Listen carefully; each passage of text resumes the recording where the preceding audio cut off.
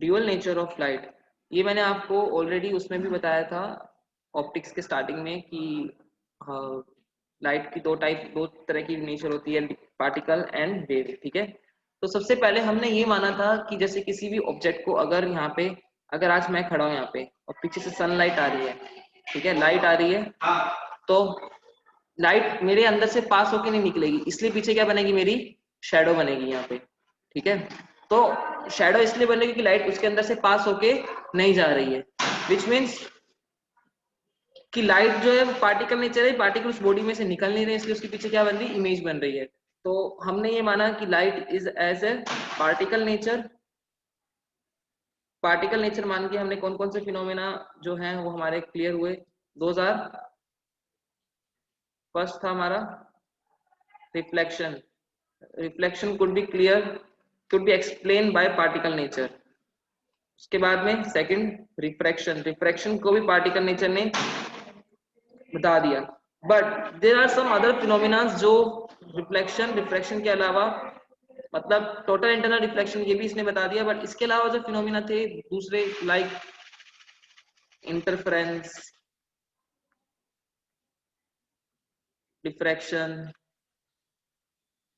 तो ये जो फिनोमिना थे इसको लाइट क्या हुआ, नहीं बता पाई।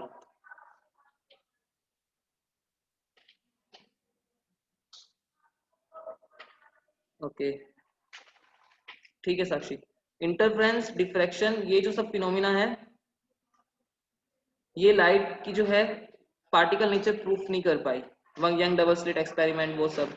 तो इसका मतलब फिर हमने बोला कि लाइट जो है हमारी वो क्या है, वेव नेचर है। ठीक है, तो लाइट को हमने ये मान लिया कि लाइट क्या आपकी वेव नेचर है। ठीक है, क्योंकि ये जो फिनोमिना एक्सप्लेन किए गए, किसने एक्सप्लेन किए, वेव थ्योरी ने किए। तो हमने ये मान लिया कि वेव थ्योरी ने इसको तो एक्सप्लेन किया ही किया, उसके अलावा वेव थ्योरी ने रिफ्लेक्शन रिफ्रैक्शन इसको भी एक्सप्लेन किया। अगर आप अभी वेव ऑप्टिक्स पढ़ते ना तो उसमें आपको रिफ्लेक्शन और रिफ्रैक्शन भी बताता हाइजेंस प्रिंसिपल से। इसका मतलब वेव थ्योरी ने इंटरफेरेंस, डिफ्रैक्शन, वाईडीएससी तो बताए, also it explain reflection and refraction. मतलब उसने ये बताया कि रिफ्लेक्शन में लाइट की स्पीड सेम रहती है, रिफ्रैक्शन में चेंज हो जाती है, तो वो सब है। तो that is in wave theory. According to wave theory उन्होंने बता दिया कि रिफ्लेक्शन में लाइट की वेलोसिटी क्या होती है, सेम रहती है, whereas in refraction it will change. Okay,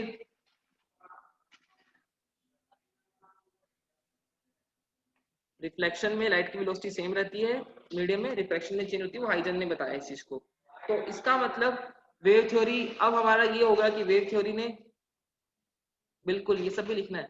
ठीक है, तो अब हमारा ये चीज हो गई कि वेव थ्योरी, मतलब पार्टिकल थ्योरी सिर्फ तीन ही फिनोमेना को एक्सप्लेन कर पाई, वेव थ्योरी ने ये फिनोमेना तो एक्सप्लेन किए ही किए, बाकी सारे ये फिनोमेना भी एक्सप्लेन कर दिए, विच मींस हमने ये मान लिया कि लाइट जो हमारी क्या है, वो वेव है।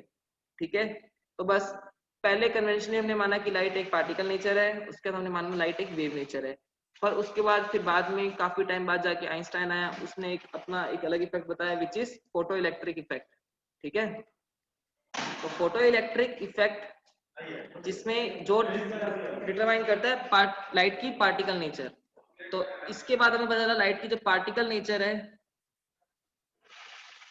वो भी है, वो वेव नेचर इस इफेक्ट को नहीं बता पाई। आज हम उसी इफेक्ट को पढ़ेंगे, फोटो इलेक्ट्रिक इफेक्ट को। तो फोटो इलेक्ट्रिक इफेक्ट को वेव थ्योरी प्रूव नहीं कर पाई, और वो क्यों नहीं कर पाई उसका भी मैं आपको अच्छे से बताऊंगा कि क्यों नहीं कर पाई, तो वेव थ्योरी इस जगह पे गलत क्यों हुई। इसी के बाद हमने एज्यूम किया है कि light behave as a particle as well as wave. ठीक है, तो इसी के साथ अभी मैं थोड़ा मीटिंग रोक रहा हूँ और I will come just in 5 minute. ठीक है, just stay there, actually ma'am का बर्थडे है।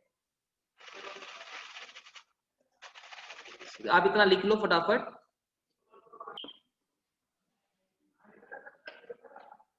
फोटो इलेक्ट्रिक, देखो मैंने अभी आपको भी क्या बताया था, दैट लाइट की जो नेचर है, पहले हमने माना था पार्टिकल नेचर, उसके अकॉर्डिंग हमें reflection reflection total internal reflection ये सारे फिनोमेना हमने ऑब्जर्व किए। ठीक है, और डिस्पर्शन भी इसी में आएगा, पार्टिकल नेचर से प्रूव कर सकते हैं डिस्पर्शन भी। ठीक है, प्रिज्म में जो होता है। फिर उसके बाद there are some other phenomena like interference. मैंने बोला भी था कि जब कुछ और फिनोमेना होते हैं, YDSE means young double slit experiment होता है। इसका मतलब क्या होता है, जैसे मान लो आज मैंने ये वेट, आज मैंने एक इस तरीके से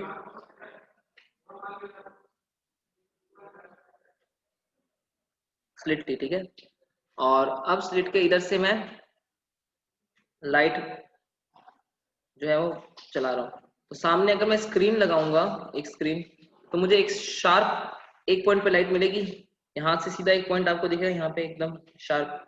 धीरे धीरे इसकी विड्थ डिक्रीज करते जाएंगे, धीरे धीरे तो पॉइंट भी छोटा होता जाएगा और फोकस्ड और शार्प होता जाएगा, छोटा छोटा छोटा छोटा बिल्कुल। जब इसकी विड्थ बिल्कुल छोटी हो जाएगी, इतना ही हो जाएगी, तो हम देखते हैं कि एक पॉइंट नहीं आते, there are lot of points ऐसे। तो ये लाइट की एक अलग नेचर होती है, इसको हम YDSC में पढ़ेंगे कि एक पॉइंट की जगह बहुत सारे पॉइंट आते हैं, मैक्सिमम मिनिमम बन जाते हैं, ठीक है। तो this nature of light is not explain by particle nature. इसको पार्टिकल नेचर एक्सप्लेन नहीं कर पाई, इसको किसने एक्सप्लेन किया? Wave nature. Is it clear? ठीक है, तो ये एक्सपेरिमेंट होता है। ये तो सिंगल स्लिट है, डबल स्लिट लगाते हैं हम ऐसे, एक ही सिंगल स्लिट को हम आगे तोड़ देते हैं दो पार्ट में ऐसे, यहाँ से लाइट जाती है तो यहाँ से और टूट जाती है दो पार्ट में, बस ऐसा। तो दिस इज डबल स्लिट, और उससे फिर मैक्सिमम मिनिमम बनाते हैं हम, ठीक है। तो वो जो नेचर है वो हमने लाइट की वेव नेचर ने प्रूव किया, पार्टिकल नेचर इस चीज को प्रूव नहीं कर पाया, एक्सप्लेन भी नहीं कर पाया। क्लियर है इतना? But again photo electric effect जो है वो आज मैं आपको पढ़ाऊंगा कि जब किसी मेटल सरफेस पे जब लाइट एनर्जी लाइट आती है, इंसिडेंट होती है, तो वहां से इलेक्ट्रॉन्स निकलते हैं, दो electrons are known as photoelectrons, और इस पूरे इफेक्ट को बोलते हैं फोटो इलेक्ट्रिक इफेक्ट। ये इफेक्ट जो है ये वेव नेचर नहीं एक्सप्लेन कर पाई, इसको किसने एक्सप्लेन किया? पार्टिकल नेचर, ठीक है। क्यों नहीं कर पाई वो भी मैं आपको इसका बता भी दूंगा क्यों नहीं कर पाई। So this is the main reason. तो इतना सबको समझ आ गया। तो इसके बाद हमने मान लिया कि लाइट आपकी क्या है, पार्टिकल भी है एज वेल वेव भी है। पहले पार्टिकल माना, फिर वेव माना, फिर माना कि पार्टिकल और वेव दोनों का कॉम्बिनेशन है। Is it clear? This is dual nature of light. Clear है? कोई doubt dual nature of light के ऊपर? ठीक है, उसके बाद फिर आता है फोटो इलेक्ट्रिक इफेक्ट, वो सब पढ़ेंगे भी।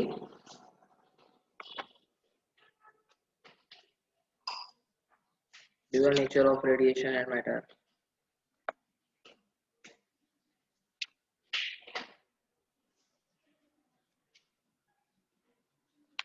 तो पहले तो हम अब क्या पढ़ेंगे कि लाइट को इमिट कैसे किया जा सकता है, ठीक है। Electron emission, I am just making clearing out.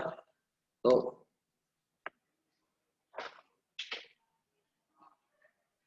Electron emission,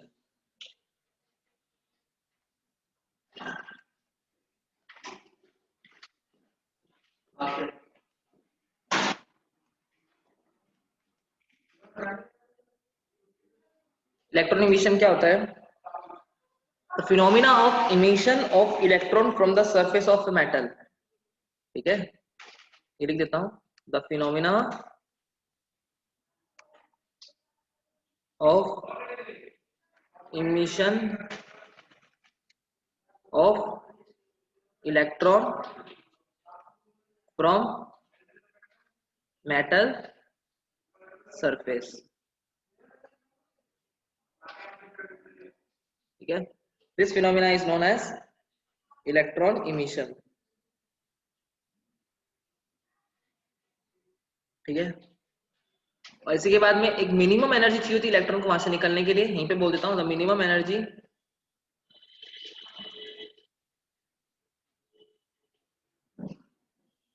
required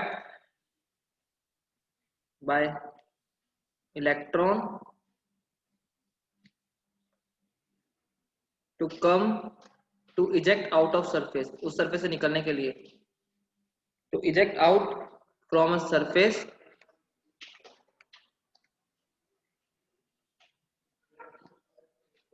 is known as work function, okay। और वर्क फंक्शन को भी नोट करते हैं फाई नॉट से, डब्ल्यू नॉट से, इसको इससे डिनोट कर देते हैं या फिर और इससे डब्ल्यू नॉट से, ठीक है, डिनोट करते हैं वर्क फंक्शन। इतना क्लियर है सबको? Is it clear? तो और इलेक्ट्रॉन को इमिट कराने के लिए और कौन कौन से फिजिकल प्रोसेस होते हैं? और भी बहुत सारे फिजिकल प्रोसेस होते हैं जिससे हम इलेक्ट्रॉन इमिट कर सकते हैं। Other process to obtain electron emission.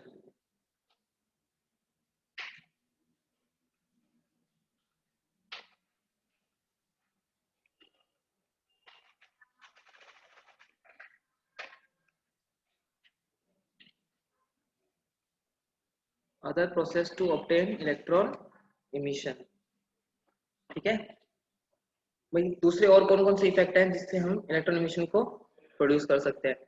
First है thermionic emission. Thermionic emission, spelling thermionic emission, हाँ यही है, EMI है, मैंने डबल एम लगा दिया।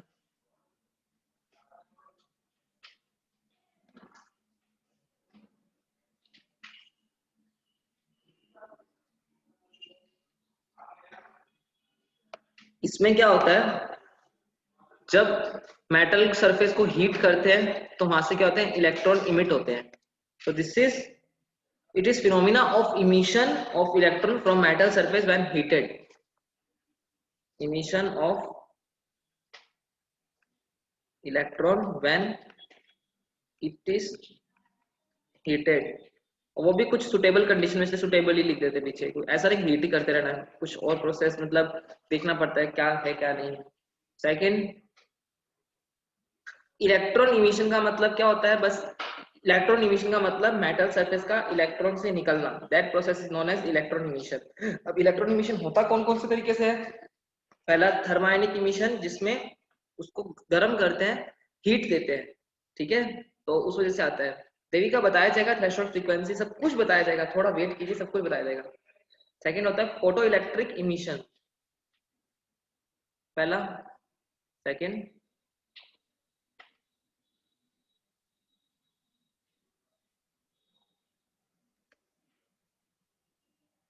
इसमें क्या होगा फोटो इलेक्ट्रिक इमिशन में, जब emission of electron when light incident on a, when light of suitable frequency incident on a metal surface।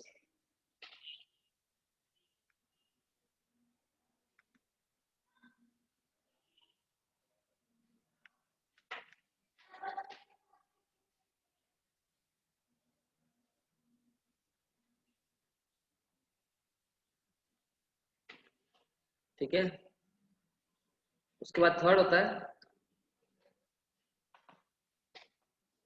Field emission.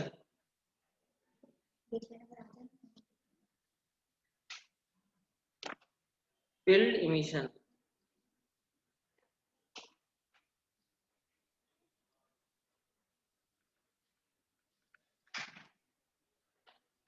Third process है इलेक्ट्रॉन इमिशन का। फील्ड इमिशन भी बोलते हैं इसे, इसे एक और नाम भी दिया जाता है cold cathode emission.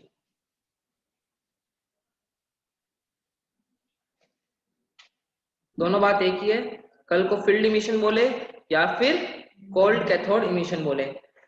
Field emission और कोल्ड कैथोड इमिशन में होता क्या है कि इसमें इलेक्ट्रॉन अब मेटल सरफेस से निकलते हैं, under the application of strong electric field लगाएंगे तो उधर से मेटल सरफेस से निकल जाएंगे। So it is emission of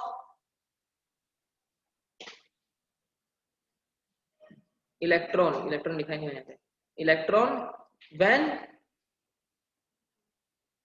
strong electric field is applied, ठीक है, तो उससे क्या होगा, मेटल सरफेस से वो निकल जाएंगे। तो दिस इज फील्ड इमिशन और कोल्ड कैथोड इमिशन। इतना सबको क्लियर है?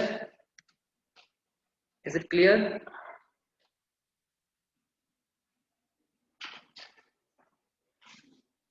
तो करंट लगेगा हमें। इलेक्ट्रिक फील्ड का मतलब ये बिल्कुल भी नहीं होता है कि इससे करंट जनरेट होगा। इलेक्ट्रिक फील्ड आपने पढ़ा हुआ है, क्या होता है कि F E vector equal to F upon Q, right.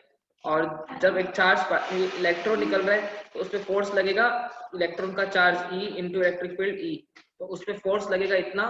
तो जब फोर्स लगेगा मेटल सरफेस पे तो वहां से उसकी टेंडेंसी होगी निकलने की, ठीक है। Is it clear? ठीक है। तो चलिए अब स्टार्ट करते हैं फिर। फोटो इलेक्ट्रिक इफेक्ट, पहले मैं आपको फोटो इलेक्ट्रिक इफेक्ट पूरा पढ़ाऊंगा, उसके बाद उसकी कुछ एप्लीकेशन बताऊंगा, फिर मैं बताऊंगा कि वेव थ्योरी उसको एक्सप्लेन क्यों नहीं कर पाए। क्योंकि पहले आप फोटो इलेक्ट्रिक इफेक्ट पढ़ तो लो, बिना पढ़े हम कैसे बता सकते हैं कि वेव ने ये बोला था, इसने ये बोला है, ठीक है। तो पहले अब हम पढ़ेंगे फोटो इलेक्ट्रिक इफेक्ट। क्लियर है सबको? Photo electric effect,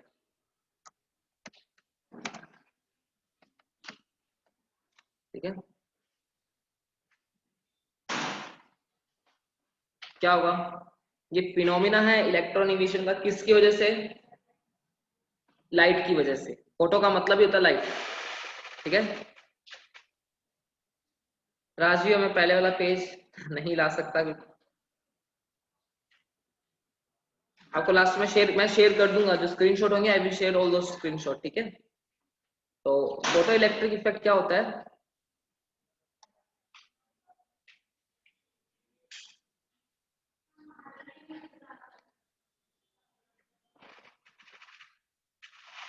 photo electric effect में it is emission of electron from a metal surface when light जो है वो एक सुटेबल फ्रीक्वेंसी की उस पर क्या पड़े, इंसिडेंट हो। तो इट इज, टेक्निकली लिख देते हैं, it is phenomena of emission of electron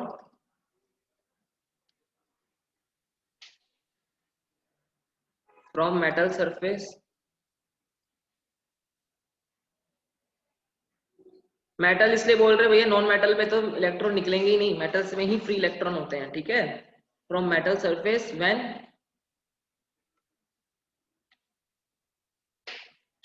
light radiation of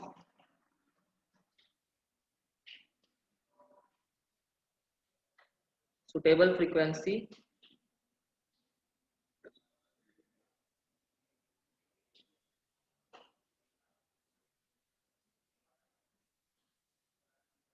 fall on them, incident on them, fall on them, जो भी बोलना आपको बोल लो, on it, it का मतलब सरफेस पे, ठीक है। तो this effect is known as photoelectric effect. तो फोटो इलेक्ट्रिक इफेक्ट कैसे करते हैं? एक ट्यूब होगी आपकी,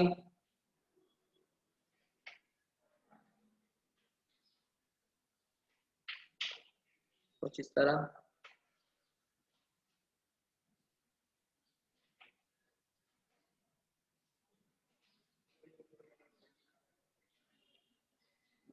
ठीक है। लास्ट में एंड ऐसे बंद है, इधर से भी, ठीक है।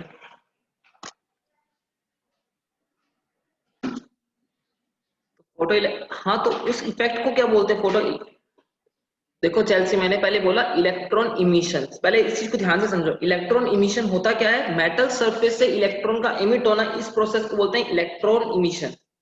इलेक्ट्रॉन इमिशन तीन टाइप के हैं, thermionic emission, photo electric emission, field emission. जब आप हीट करके आपके इलेक्ट्रॉन निकलते हैं उसे बोलते हैं थर्मोआयनिक इमिशन। जब लाइट आती है उसके ऊपर, उससे होते उसे बोलते हैं फोटो इलेक्ट्रिक इमिशन। और जब वो इलेक्ट्रिक फील्ड की वजह से होता है तो उसे बोलते हैं field emission. Electric field, field नाम ही दिख रहा है, ठीक है। तो ये है तो फोटो इलेक्ट्रिक इमिशन ही, ठीक है। पर इस इफेक्ट को जो नाम बोला है इसको क्या बोला हमने? फोटो इलेक्ट्रिक इफेक्ट, ठीक है। क्लियर है? ये ट्यूब है आपकी,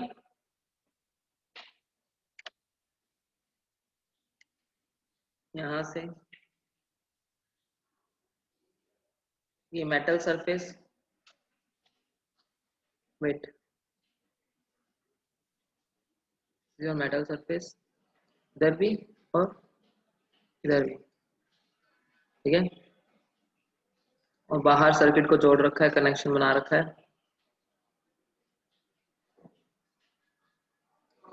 ठीक है।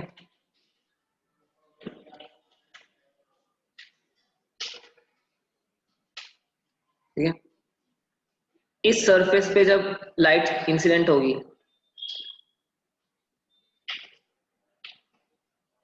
ठीक है, लाइट जो सुटेबल फ्रीक्वेंसी की इंसिडेंट होगी, दिस इज लाइट, ठीक है। तो यहां से क्या होंगे, इलेक्ट्रॉन इमिट होंगे, सही है, यहां से इलेक्ट्रॉन निकलेंगे, ठीक है। और अगर यहाँ पे मैंने पॉजिटिव प्लेट लगा रखी है, ठीक है, पोटेंशियल बार से दिया, तो इलेक्ट्रॉन्स की तरफ एक्सेलरेट होंगे और जाएंगे। तो motion of electron, flow of electron क्या होता है, करंट प्रोड्यूस करता है, rate of flow of electron, तो करंट प्रोड्यूस होगा।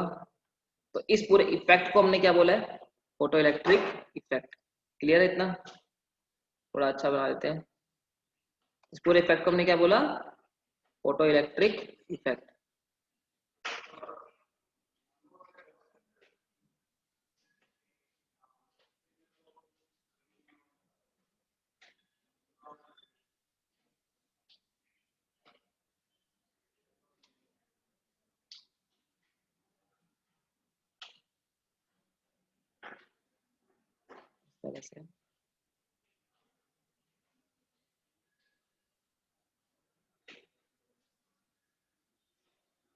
ठीक है,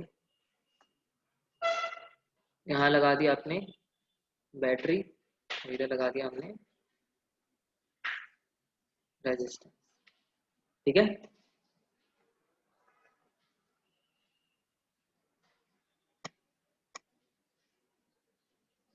जब इलेक्ट्रॉन मूव करते हैं तो बिल्कुल करंट प्रोड्यूस करते हैं। अगर आप किसी सर्किट में रेजिस्टेंस ना हो तो वोल्टेज जनरेट होने के बावजूद V जनरेट हो गया, करंट कैसे आता है, V/R आता है ना, करंट तभी प्रोड्यूस होता है ना। अगर R ही जीरो है तो करंट तो इनफाइनाइट हो जाएगा ना। कोई भी वायर लगाते हैं ना, उसमें भी रेजिस्टेंस होता ही है, ठीक है, रेजिस्टेंस फ्री कुछ होता ही नहीं है, ठीक है। तो इसलिए हम लोड रेजिस्टेंस हमेशा दिखाते हैं इस चीज के लिए। क्लियर है, V इलेक्ट्रॉन यहाँ से निकलेंगे, उसकी तरफ फास्ट मूव करके आएंगे और एक्सेलरेट होंगे, ठीक है। फिर यहां से अब लाइट, अब देखो ये इलेक्ट्रॉन जनरेट होंगे, इसके लिए मैंने आपको बोला था, इलेक्ट्रॉन इमिशन के टाइम लिखा था, there would be minimum energy required by these electron to eject out from the surface, that is known as work function। तो इसका मतलब लाइट जो मिलती है, आपने पढ़ा E इक्वल टू, ठीक है, E equal to H nu, ठीक है। इसका मतलब अब इनको खुद को भी क्या चाहिए, सुटेबल फ्रीक्वेंसी चाहिए, ठीक है, तभी वो जनरेट होंगे वहां से, नहीं तो नहीं। अब हर एनर्जी पे थोड़ी ना निकल जाएंगे, लाइट की स्पेसिफिक एनर्जी वो खुद रिक्वायर पहले तो लेंगे, ताकि वो वहां से अपना बॉन्ड तोड़ के निकले, तो ठीक है। तो उसे क्या बोलेंगे, work function. It is the amount of energy required by electron to eject out from the metal surface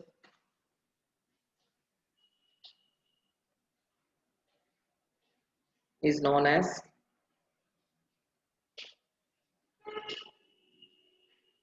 work function, ठीक है। मीन्स पाई नॉट बोलते हैं या फिर और डब्ल्यू नॉट बोलते हैं, कुछ भी बोल देते हैं, वो आपकी मर्जी है, ठीक है। This is work function.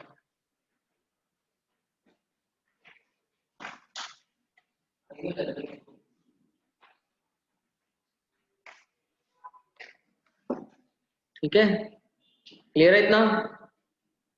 तो ये जो आपको एक इलेक्ट्रॉन, इसको एक मिनिमम एनर्जी चाहिएगी, minimum energy required to eject out from metal surface is known as work function.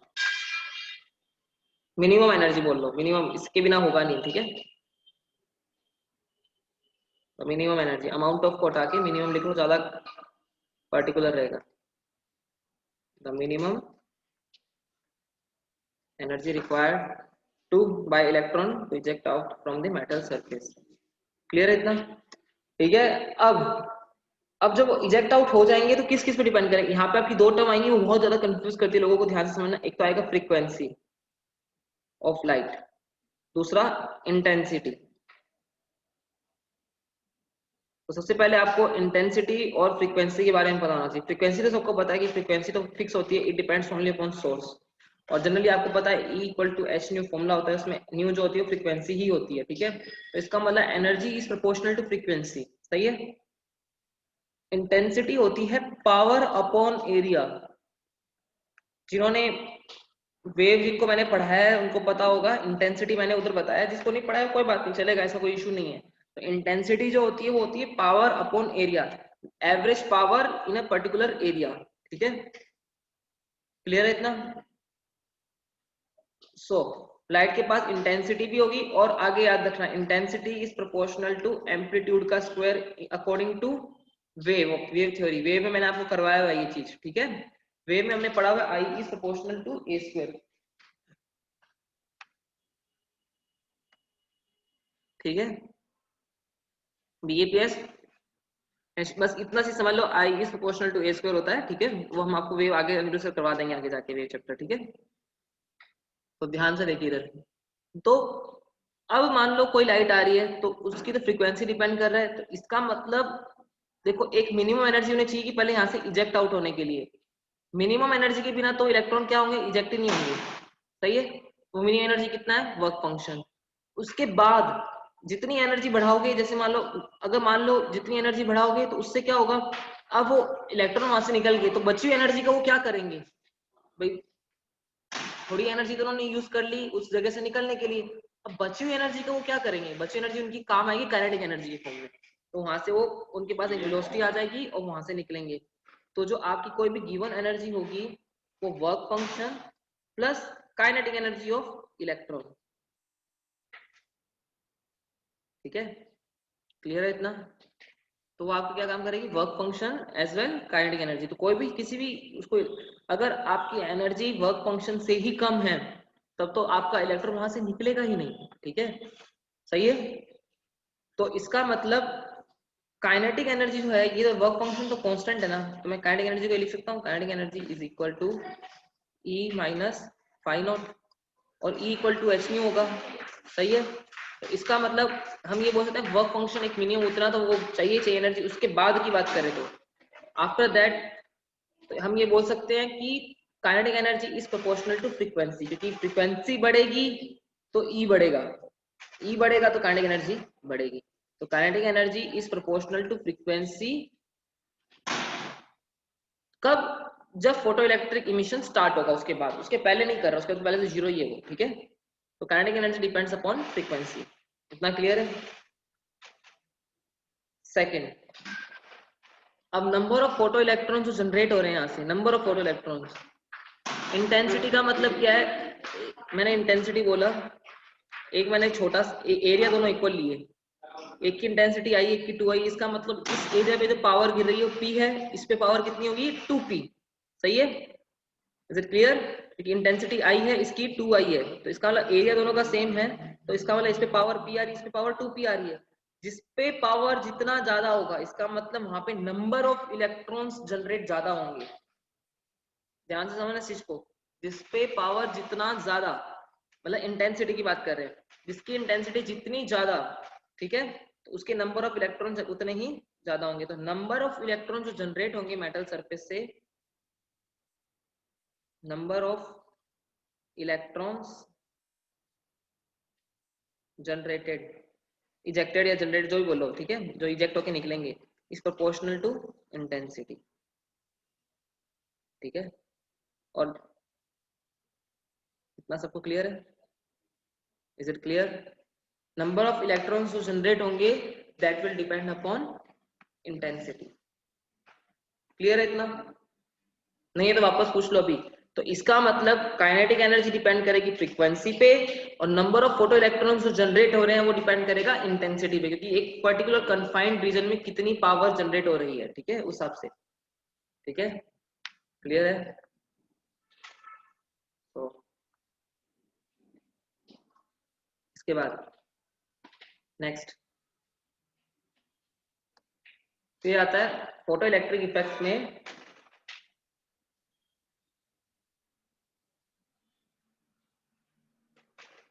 पहले ये टर्म्स लिख लेना।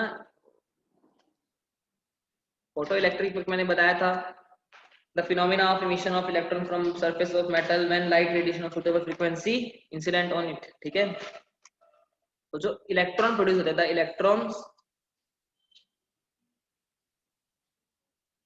eject out from metal surface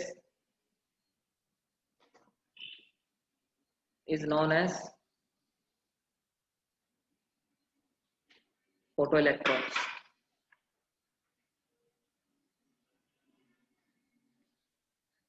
उसके अलावा the current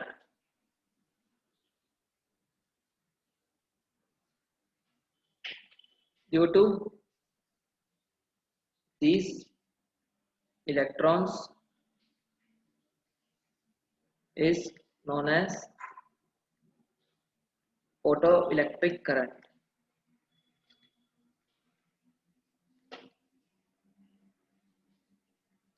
ठीक है ना, क्लियर है सबको? तो अब law of photo electric emission में आपको लिख रहा हूं, फटाफट समझते जाना। Law of photo electric emission, law of photo electric emission, क्या क्या लॉ हैं? ठीक है, सबसे पहला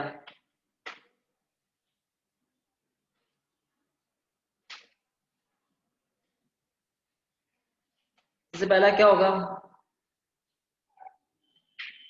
नंबर ऑफ फोटो इलेक्ट्रॉन्स, देखो एक गिवन मेटल फ्रीक्वेंसी उसके ऊपर डिपेंड करता है। फॉर अ गिवन मेटल, कोई एक फिक्स मेटल एंड उसकी फ्रीक्वेंसी, अपने लाइट की बात कर रहे हैं, for a given metal and frequency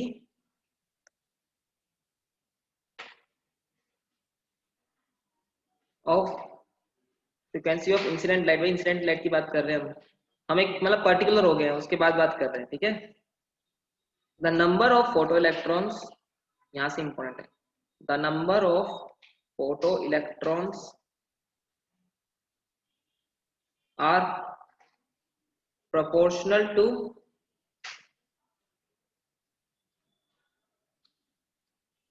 number of photoelectrons are proportional to, actually directly बोलते हैं, डायरेक्टली प्रोपोर्शनल टू, या directly are directly proportional to, क्या किसके प्रोपोर्शनल होगा? Number of photoelectrons, intensity of incident light. बहुत इंपॉर्टेंट है, याद रखना है कि number of electron, photo electron generate हो रहे हैं किस पे डिपेंड करेगा? Intensity of incident light, of नहीं आएगा, इंसिडेंट लाइट। ठीक है, तो ये बहुत ही इंपॉर्टेंट चीज है, तो इसको आपको याद रखना है कि किस पे डिपेंड करेगा ये? इंसिडेंट पे। कौन? नंबर ऑफ फोटो इलेक्ट्रॉन जो जनरेट हो रहे हैं। ठीक है, क्लियर है इतना? सेकंड लो, कोई भी गिवन मेटल के लिए, फॉर अ गिवन मेटल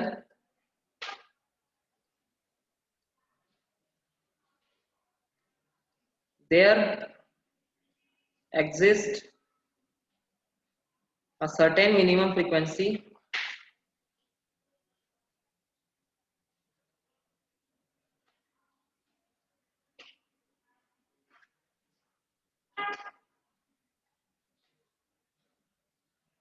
देखो मैंने बोला था मिनिमम एनर्जी देनी पड़ेगी, उसके बिना, मिनिमम एनर्जी के बिना पॉसिबल नहीं है। तो एनर्जी मैंने बताया था, वर्क फंक्शन जिसको बोला था, वर्क फंक्शन, उसको हम उसके अंदर भी देख, उसको ऐसे लिख सकते हैं एच न्यू नॉट।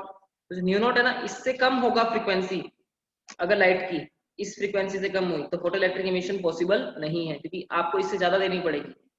तो क्या है, for a given metal work function से तो ज्यादा ही आपको एनर्जी देनी पड़ेगी। वर्क फंक्शन को भी मैंने लिख दिया एच न्यू नॉट, तो आपकी जो न्यू नॉट है इससे तो आपको ज्यादा ही देनी पड़ेगी क्या? लाइट की फ्रीक्वेंसी उससे ज्यादा दोगे तभी उसकी एनर्जी ज्यादा होगी, वरना क्या होगा आपका फोटो इलेक्ट्रिक इमिशन पॉसिबल नहीं है। For a given metal, there exists a certain minimum frequency of incident radiation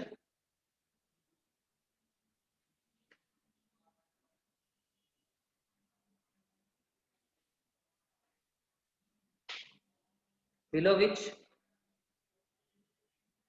जिसके नीचे जाने पे आपको क्या होगा, कोई भी फोटो इलेक्ट्रिक इमिशन नहीं मिलेगा। नो इमिशन ऑफ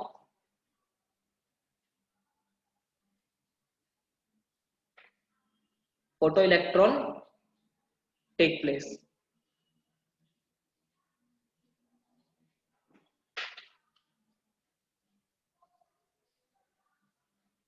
ठीक है, this frequency is known as threshold frequency.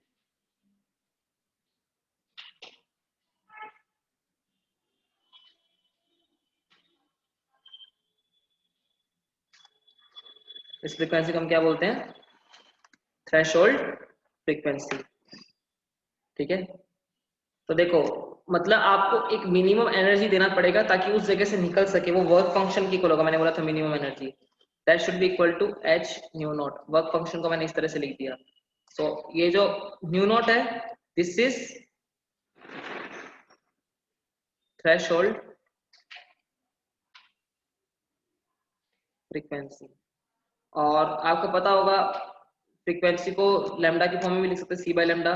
So phi not can also be written as h c by lambda not. ठीक है, तो लैम्डा नॉट जो है वहां पे होगी आपकी थ्रेशोल्ड वेवलेंथ। अब थ्रेशोल्ड वेवलेंथ क्या होगा, फ्रीक्वेंसी को हमने मिनिमम बोला है तो वेवलेंथ क्या होगी, मैक्सिमम। इससे ज्यादा अगर वेवलेंथ हुई आपकी तो आपको फोटो इलेक्ट्रिक इमिशन नहीं मिलेगा, मतलब आपको इसे कम ही रखनी पड़ेगी।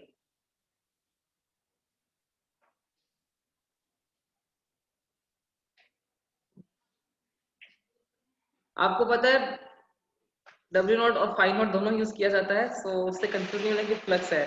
Flux is only phi, it's not phi not. Okay, flux आप आगे जाके पढ़ोगे, flux due to electric field होता है phi E and flux due to magnetic field होता है फाई बी। दोनों ही पढ़ोगे अभी आप।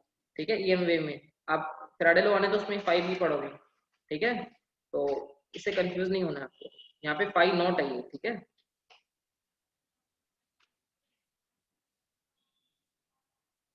क्लियर है सबको, तो इतना सबको समझ आ गया। तो थ्रेशोल्ड वेवलेंथ क्या होगी, it is maximum wavelength.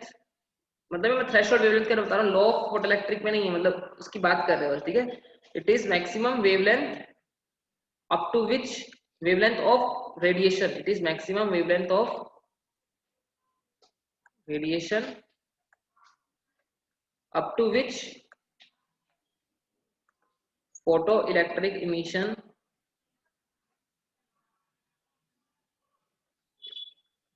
is possible। ठीक है, जिस जब तक क्या हो सके, फोटो इलेक्ट्रिक इमिशन पॉसिबल हो सके। इज इट क्लियर, क्लियर है इतना। so it is maximum wavelength of radiation up to which photoelectric emission is possible। ठीक है, और मिनी थ्रेशोल्ड वेव फ्रीक्वेंसी की बात करेंगे तो इट इज मिनिमम फ्रीक्वेंसी, जिससे नीचे जाने पे क्या होगा आपको threshold sorry photo electric emission possible नहीं होगा। इतना क्लियर है। तो law of photo electric emission आपने अभी तक दो ही पढ़े हैं, number of photoelectron is directly proportional to intensity and there is a certain minimum frequency, जिसके अंदर आपका जब तक क्या होगा, इनसे no photo electric emission take place, this frequency is known as threshold frequency and this is and this one is known as threshold wavelength।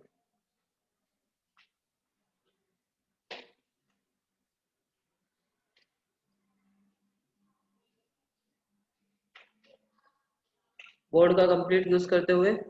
ठीक है, क्लियर है इतना सबको, इज इट क्लियर। ठीक है, I am just revising this whole thing.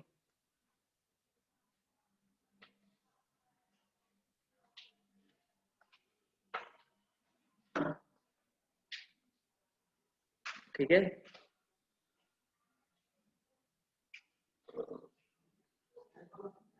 ये वाली light मत चलाओ, पीछे वाली चला दो कि वो आंखों में आती है लाइट। हाँ चलेगा, ठीक है।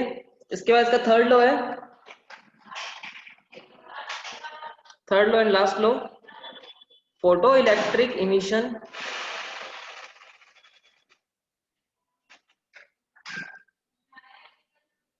Is an instantaneous process. ये एक हाथों हाथ प्रोसेस है, ऐसा नहीं कि 10 मिनट वेट करके फिर चालू होगा, पहले लाइट एब्जॉर्ब करेगी उसके बाद फिर रिलीज होगा, नहीं, वो इंस्टेंटेनियस प्रोसेस है। और यही वेव थ्योरी आपकी गलत रहती है, वेव थ्योरी बोलती है उसको थोड़ा टाइम लगेगा, ठीक है। तो बताया था time lag between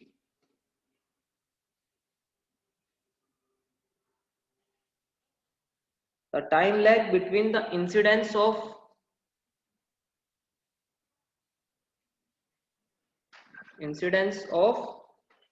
radiation and emission of photoelectron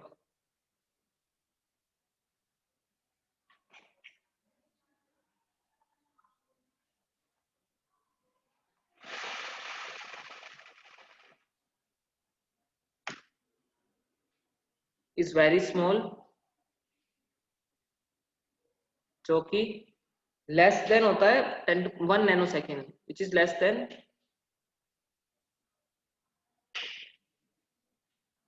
1 nano second. 1 nano second होता है 10⁻⁹ सेकेंड्स, ठीक है। तो ये प्रोसेस इतना स्पॉन्टेनियस होता है, इतना इंस्टेंटेनियस होता है प्रोसेस कि बस रखा और हाथों हाथ इलेक्ट्रॉन इमिशन चालू हो जाता है, ठीक है, अगर सुटेबल फ्रीक्वेंसी मिली तो। क्लियर है इतना सबको? Is it clear?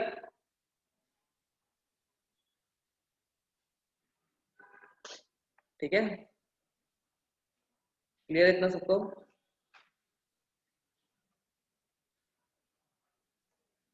नेक्स्ट आएगा आपका photo electric current.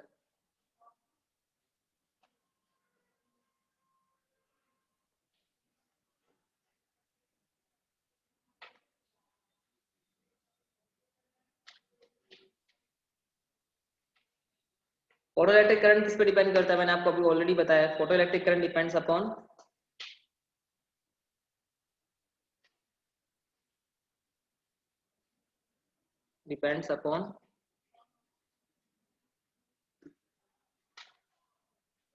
Intensity of, बताया था मैंने, इंटेंसिटी ऑफ इंसिडेंट लाइट, ठीक है। लाइट की इंटेंसिटी है उस पर डिपेंड करेगा। और उसके अलावा एक और टर्म इधर लिख देता है एंड, क्योंकि कल को पूछता है कि फोटो इलेक्ट्रिक करंट इंक्रीज करना है तो हम क्या करें, या तो हमें इंटेंसिटी बढ़ानी पड़ेगी या फिर दूसरी चीज क्या कर सकते हैं, पोटेंशियल डिफरेंस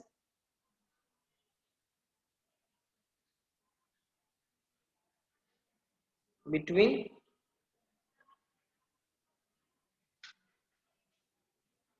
द प्लेट्स बोल लो, इलेक्ट्रोड्स बोल लो, वो जो प्लेट लगाते हैं ना हम साइड में, इलेक्ट्रोड्स बोल लो उनको या फिर प्लेट्स बोल लो, ठीक है। तो उन दोनों के बीच होगा उसे क्या बोलेंगे हम, फोटो इलेक्ट्रिक, उन दोनों पे डिपेंड करेगा। इंटेंसिटी ऑफ लाइट सेकंड करेगा पोटेंशियल डिफरेंस। इसका जो ग्राफ जाता है फोटो इलेक्ट्रिक करंट का, it is exactly straight line. किस किस के बीच होगा graph, photo electric current and intensity of light, ठीक है। तो देखो फोटो करंट जो है वो इंटेंसिटी के प्रोपोर्शनल तो एकदम स्ट्रेट है, पर फिर भी वहां से इलेक्ट्रॉन निकले उसके लिए मिनिमम एनर्जी तो आपको देना पड़ेगा। अगर वो वर्क फंक्शन के इक्वल नहीं है तो इसका मतलब इलेक्ट्रॉन तो निकलेगा ही नहीं, चाहे कितनी मर्जी इंटेंसिटी आ जाए, ठीक है। चाहे इंटेंसिटी कितनी मर्जी दे दो, अगर आपकी एनर्जी वर्क फंक्शन की इक्वल नहीं है, विच मीन्स इंटेंसिटी बढ़ाते जाओ, अगर आपकी एनर्जी वर्क फंक्शन से ज्यादा नहीं है तो इलेक्ट्रॉन वहां से निकलेंगे ही नहीं। इट इज, तो वो इररिस्पेक्टिव ऑफ इंटेंसिटी वहां से वो निकलेंगे ही नहीं। क्लियर है ये चीज? तो आपको पहले तो एक चीज ये क्लियर होनी चाहिए कि हमें वहां से इलेक्ट्रॉन निकालने हैं। इलेक्ट्रॉन निकालने के लिए हमें एक मिनिमम एनर्जी देनी पड़ेगी, वो है वर्क फंक्शन, जिसको W0 से भी दिखाते हैं। तो आपको इसके बाद ही ये जो है current it will depend upon intensity, इससे पहले तो वो निकलेंगे ही नहीं। तो इसका मतलब फोटो करंट इलेक्ट्रॉन निकलने उसके लिए वो भी किस पर डिपेंड कर रहा है, फ्रीक्वेंसी पे। ठीक है, इज इट क्लियर?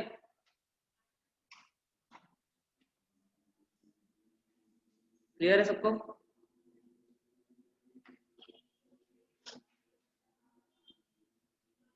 ठीक है, तो इसका नेक्स्ट टर्म आती है आपकी स्टॉपिंग पोटेंशियल। ये ग्राफ लिखा हुआ भी है, फोटो करंट एंड इंटेंसिटी के बीच का है। आई का मतलब इंटेंसिटी एंड स्मॉल आई का मतलब फोटो इलेक्ट्रिक करंट।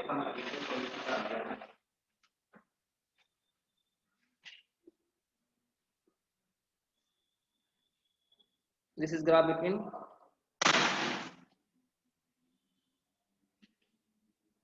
ठीक है। So does every electron takes up energy of one quantum of or any many quantum?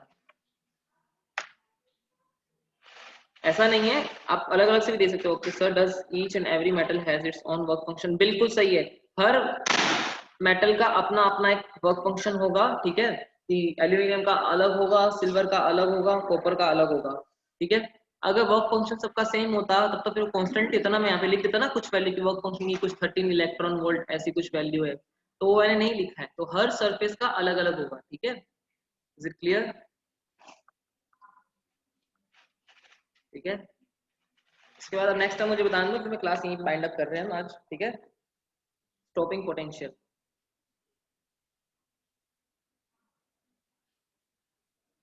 Stopping potential को बताने से पहले आई थिंक ये मैं आपको नेक्स्ट क्लास ही बताऊंगा, क्योंकि इससे पहले मुझे आपको आइंस्टाइन इक्वेशन बतानी पड़ेगी। तो better I will teach you this later. तो इतना सबको समझ आ गया, तो अब मैं फटाफट से आपको बाइंड अप कर देते हैं फटाफट। मैंने आज आपको क्या बताया, ड्यूअल नेचर ऑफ लाइट। पहले मैंने बोला लाइट को हमने क्या माना था, पार्टिकल नेचर माना था। अब मैं थोड़ा फास्ट चल रहा हूँ बिकॉज मैंने अभी आपको सब पढ़ा दिया। ठीक है, पार्टिकल नेचर हमने इसलिए माना था कि अगर मैं यहाँ पे खड़ा हूँ और सनलाइट आ रही है तो इसकी मेरी शेडो बनेगी यहाँ पे, इसका मतलब लाइट मेरे अंदर से पास होकर नहीं जाएगी, वो पार्टिकल नेचर इसलिए वो रुक गई, इसलिए मेरी शेडो बनी। विच मीन्स रिफ्लेक्शन रिफ्रैक्शन, ये जो फिनोमिना है ये किसने बताए, पार्टिकल नेचर ने। उसके बाद फिर there are some other phenomena like young double slit experiment, interference, diffraction। तो ये जो फिनोमिना है ये पार्टिकल नेचर इसको एक्सप्लेन नहीं कर पाई, इसलिए ये किसने एक्सप्लेन किया, वेव नेचर ने। इधर आया आपका हाइजन और यंग्स, ये दोनों आए थे, इन्होंने एक्सप्लेन किया। हाइगन्स बोलते हैं, हाइजन्स बोलते हैं, इन्होंने एक्सप्लेन किया। तो इसलिए हमने बोला लाइट, और उन्होंने इसके अलावा ये फिनोमिना भी एक्सप्लेन किए, रिफ्लेक्शन एंड रिफ्रैक्शन। तो हमने माना लाइट आपकी क्या है, पार्टिकल नहीं है, वो क्या है, सिर्फ वेव है, क्योंकि उसने ये फिनोमेना भी एक्सप्लेन किए। पर लेटर ये फोटो इलेक्ट्रिक इफेक्ट आया, ये लाइट का एक क्या है, पार्टिकल नेचर बताता है, इसको ये वेव थ्योरी एक्सप्लेन नहीं कर पाई। तो इसलिए हमने बोला light behave as a particle as well wave, this is known as dual nature of light. Clear है इतना? ठीक है,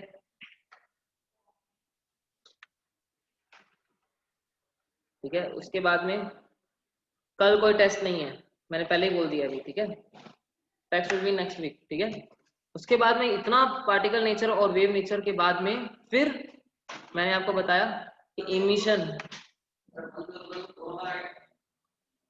इमिशन इलेक्ट्रॉन इमिशन जो होता है, इलेक्ट्रॉन इमिशन का मतलब क्या होता है, process of ejecting out of electron from metal surface is known as electron emission. ये जो प्रोसेस है इसे क्या बोलते हैं, इलेक्ट्रॉन इमिशन। इलेक्ट्रॉन इमिशन का मतलब मेटल का उसकी सरफेस से बाहर आना, बस दैट्स इट। सिंपल सिंपल है, इलेक्ट्रॉन का, सॉरी, इलेक्ट्रॉन का मेटल सरफेस से बाहर आना, दैट्स इट। इसको क्या बोलते हैं,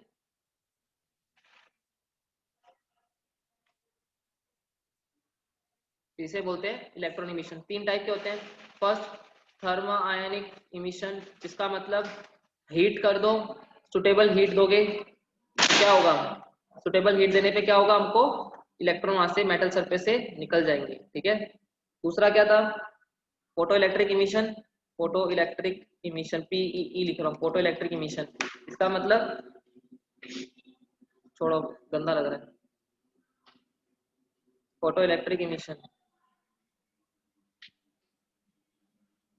उसमें मैंने आपको क्या बताया कि जब मेटल सरफेस पे लाइट आके गिरती है, लाइट के पास एनर्जी होती है E=h/nu, सुटेबल फ्रीक्वेंसी की लाइट अगर उस पर गिरेगी तो वहां से इलेक्ट्रॉन जनरेट होंगे। This phenomena is known as photoelectric emission, emission of electron due to light of suitable frequency. Suitable frequency का मतलब सुटेबल एनर्जी। अगर आपको फ्रीक्वेंसी बोलने में तकलीफ होती है तो सुटेबल एनर्जी बोल लो, ठीक है, कि energy is proportional to frequency, ठीक है। उसके बाद नेक्स्ट है फील्ड इमिशन। फील्ड इमिशन बोल लो या फिर कोल्ड कैथोड इमिशन।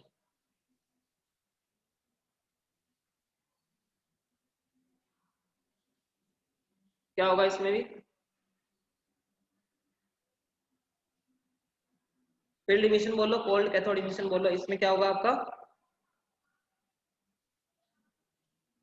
कि स्ट्रॉन्ग इलेक्ट्रिक फील्ड लगाने से क्या होता है, वो जनरेट होता है, मेटल सरफेस वहां से निकल जाता है क्योंकि उनमें फोर्स लगता है F=QE, ठीक है, माइनस में, इलेक्ट्रॉन माइनस में होता है, ठीक है, क्लियर इतना? क्या मैंने आपको law of photo electric emission बताया, law of photo electric emission. इस इफेक्ट को, जो लाइट निकलती है, सॉरी लाइट के से इलेक्ट्रॉन निकलते हैं, इस इफेक्ट को बोलते हैं फोटो इलेक्ट्रिक इफेक्ट।